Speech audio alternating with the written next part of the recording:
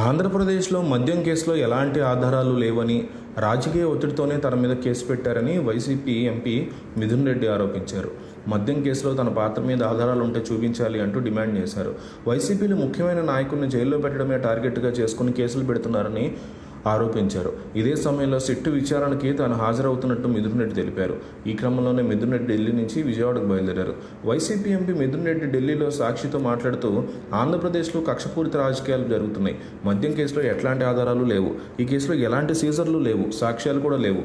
కేసులకు భయపడే ప్రసక్తి లేదు. భయపడే వ్యక్తిని అయితే రాజకీయాల్లో ఉండను. వీటన్నింటినీ ధైర్యంగా ఎదుర్కొంటాను. ఈ కేసుల నుంచి బయటపడతాను. నా పాత్ర మీద ఆధారాలు ఉంటే చూపించండి. నా ఫోన్లు మీకు ఇస్తా. దర్యాప్తుకి సహకరిస్తాను. సిట్టు వద్ద ఎలాంటి ఆధారాలు లేవు.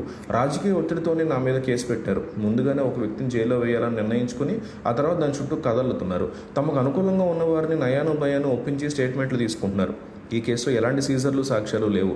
నోటి మాటలతో ఇచ్చిన స్టేట్మెంట్లు ఇప్పించి కేసు నడుపుతున్నారు. ముఖ్యమైన నాయకులను జైల్లో పెట్టడమే టార్గెట్గా కేసులు పెడుతున్నారు. మద్యం కేసు అనేది వారి టార్గెట్ కాదు. తమకి నచ్చని వారిని వేధించేందుకు రకరకాల కథలు అల్లుతున్నారు. ఇదేమీ కొత్త కాదు. 2014-19లో కూడా నా మీద తప్పుడు కేసులు పెట్టారు. నేను ఎందుకు దాడి చేశానని అప్పుడు టీడీపీ హయాంలో కేసు పెట్టారు.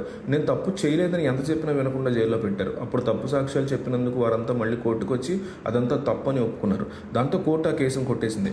మళ్ళీ అదే తరహాలో ఇప్పుడు అరెస్ట్ చేస్తున్నారు. వీటన్నిటిని ఎదుర్కొనేందుకు సిద్ధంగా ఉన్నాను. ఎవరినైనా అరెస్ట్ చేయాలనుకుంటే ముందుగా ఎల్లో మీడియాలో మాస్టర్ మైండ్ అని కథలు అల్లుతున్నారు.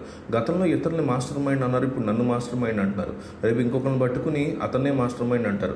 ఏదో రకంగా మా మీద బురద జల్లాలని చూస్తున్నారు. కొంతమంది అధికారులు తీసుకొచ్చి భయపెట్టి ఒప్పుకోకపోతే జైల్లో పెడతామని స్టేట్మెంట్లు తీసుకున్నారు. మేము ఎక్కడ కలిసామో ఆధారాలు చూపించండి, నోటి మాటతో కేసు పెడతారా? అధికారులను బెదిరించి మాకు వ్యతిరేకంగా స్టేట్మెంట్లు తీసుకున్నారు. రేపు రాబోయే రోజుల్లో ఇదే అధికారులను బెదిరించి చెప్పించారని కోర్టులో చెప్తారు. కేసు కొట్టేస్తారు. గతంలో కూడా ఇలాగే నా మీద తప్పుడు కేసులు కొట్టేశారు. మద్యం కేసులో మొదట్లో 50,000 కోట్లు అన్నారు. ఆ తర్వాత 30,000 కోట్లు అన్నారు. ఆ తర్వాత 3,000 కోట్లు అంటున్నారు. 3,000 కోట్లు ఎక్కడ అంటే ఎలక్షన్లో ఖర్చు పెట్టారని చెప్తున్నారు. సిట్టి చెప్పే కట్టుకథలు నమ్మదగినవి కాదు. ఎక్కడైనా డబ్బును సీజ్ చేశారా, పెట్టుబడులు పెట్టారా, ఇవన్నీ లేకుండా కేవలం నోటి మాటతో కథలు చెప్తున్నారు. అరెస్ట్ చేసి ఇబ్బంది పెట్టాలని లక్ష్యంతో కేసులు పెడుతున్నారు. ఈ కేసు ముందుకు వెళ్లే పరిస్థితి లేదు. ఒక ఎంపీగా నా పాత్ర పార్లమెంట్ నియోజకవర్గం వరకే పరిమితం. మద్యం విధానాల్లో నేను జోక్యం చేసుకోలేదు. పార్లమెంట్లో చట్టాల రూపకరణ చర్చల్లో మాత్రమే పాల్గొనడం మా పని. మరెక్కడా కూడా మేము జోక్యం చేసుకోం. కేవలం కక్ష సాధింపులు భాగంగానే కేసులు బనాయించారు. ఈ కేసును ధైర్యంగా ఎదుర్కొంటాను. ఈ ప్రభుత్వం వచ్చినప్పటి నుంచి అన్నింటినీ మేమే రెడీగా ఉన్నాం.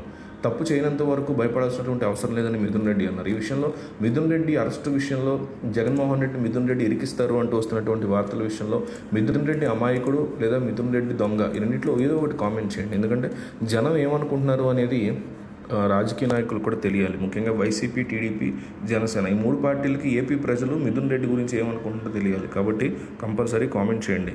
మిథున్ రెడ్డి అమాయకుడు లేదా మిథున్ రెడ్డి దొంగ అని కామెంట్ చేయండి.